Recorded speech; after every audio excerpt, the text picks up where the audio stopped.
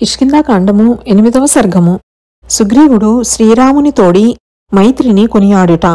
సౌమిత్రి వినుచుండగా కపిరాజుగు సుగ్రీవుడు జానకీజానితో నిట్లనెను. నీ ఎట్టి మహానుభావుడు మిత్రుడిగా లభించుట కొంచెం ఆలోచించినచో నేను దేవతలకైనను అనుగ్రహింపదగిన వాడనైతిని. నీ సహాయము చేత నాకు స్వర్గరాజ్యమైనను సులభముగా లభించును. ఇక నా రాజ్యము మాట చెప్పనేలా. ఓ రాజోత్తమా, రఘుకులమందు రత్నం వంటి వాడివైన నీతో నేడు స్నేహం కలుగుటచే నేను నా బంధు సంగములకును ప్రాణమిత్రులకును ఓ పూజ్యశీల పూజ్యతముడనైతిని. దేవతల చేత నుతింపబడు రామచంద్ర, నేను నీకు తగిన మిత్రుడనని నీకు క్రమక్రమముగా తెలియగలదు. నా గుణములను చెప్పుకొనుటకు నా మనస్సు అంగీకరించదు. నీ వంటి వారిచే ధన్యులుగావింపబడిన వారికి అత్యధికమైన ప్రీతి జ్ఞానులయందు ధృతివలే నిశ్చయంగా నుండగలదు.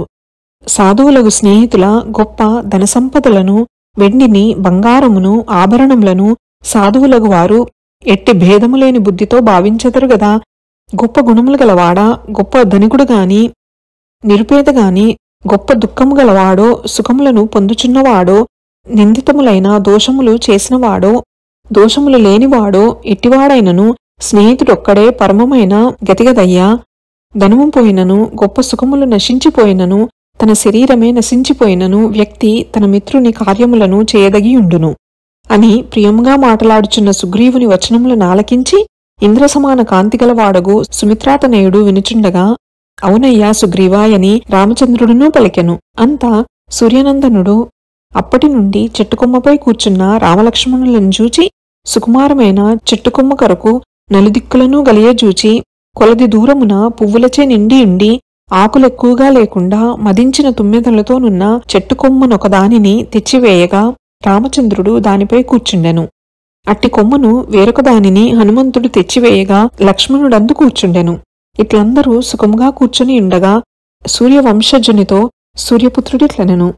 వైరముచేత నా అన్న నన్ను పురం నుండి వెడలగొట్టి నా భార్యను హరింపగా ప్రాణభయముచే తలదాచుకొనుటకై ఋష్యమూక పర్వత శిఖరమున దుఃఖముతో నిట్లున్నాడను. జగత్తులకెల్లా భయమును తొలగించువాడా, అనాథుడను దీనుడను అగునన్ను పాలన సేయుము అనగా విని రామభద్రుడు చిరునవ్వు నవ్వుచూ ఇట్లనెను. ఓ అనగా, మేలు చేయుటనన్నది స్నేహితుని లక్షణము, కీడు చేయుటయే శత్రులక్షణం అనబడును. నీ భార్యను దొంగిలించినట్టి మూర్ఖుని ఇదిగో ఇప్పుడే వధించదను చూడుము. మనస్సునందు విచారింపనేలా. గొప్ప వేగము గలవి, గొప్ప ప్రకాశము గలవి, భయంకరమైన రూపము గలవి, బంగారు పుంకములు గలవి, కందవనమున బుట్టినవి, ఇంద్రుని వజ్రాయుధం వంటివి, కోపించిన ఉగ్ర సర్పముల వలె వాడి అయిన మొనలుగలవి అయిన నా బాణములు ఓయి ధృతిమంతుడా వాలిని సంహరించును. భయంను మానుము.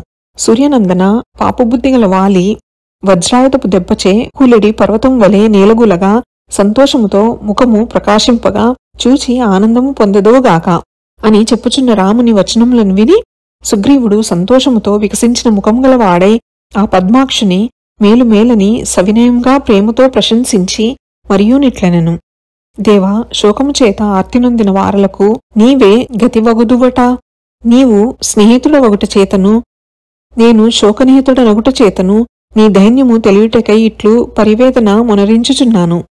అగ్నిసాక్షిగా చేతియందు చేతిని వేసి స్నేహము చేసుకొనుటచే ప్రాణదానము చేసదనని స్పష్టముగా అభయముసంగుట చేతను ధైర్యముతో దేవరయే ప్రాణమిత్రమని మనస్సునందు నమ్మి నా యొక్క మనస్సునందు అగ్నిహోత్రుని వలె నెల్లప్పుడూ మార్చుచున్న దుఃఖమును చెప్పికొనదలంచి తిని అని ఇంతవరకు చెప్పి పద్మముల వంటి కన్నులందు బాష్పములు కాలువలై కారుచుండగా ఎక్కువగా గొంతు తడబడగా ఆ వానరరాజు ఒక్క మాట అయినను పలకలేకుండెను.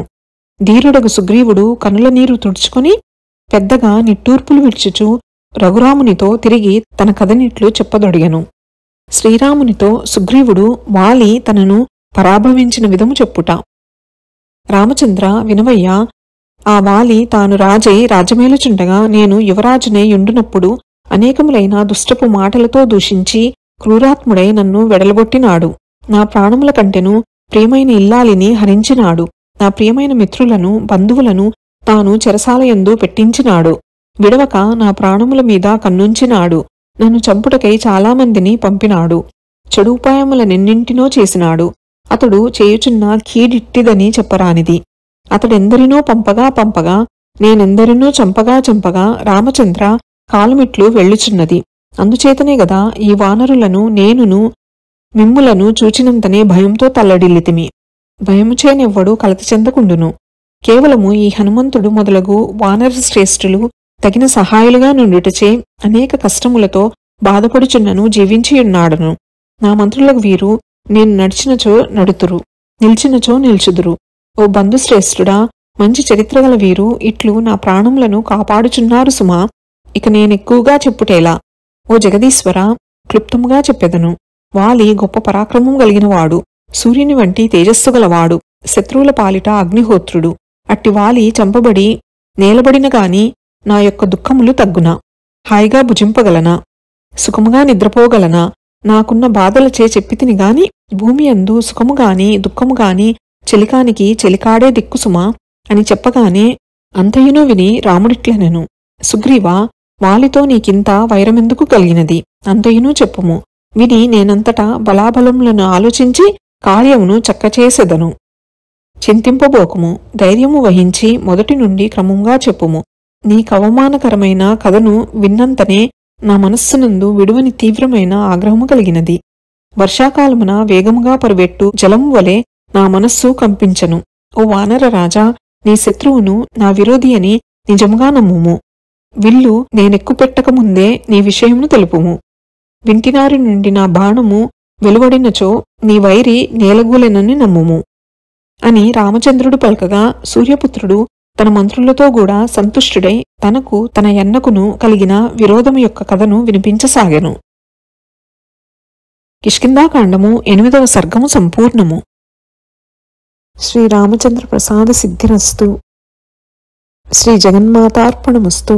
శ్రీ శ్రీ శ్రీ. నమోస్తు రామాయ సలక్ష్మణాయ, నమోస్తు దేవ్యై జనకాత్మజాయై, నమోస్తు వాతాత్మ భువేవరాయ, నమోస్తు వాల్మీక భవాయ తస్మై. శుభం భవతు.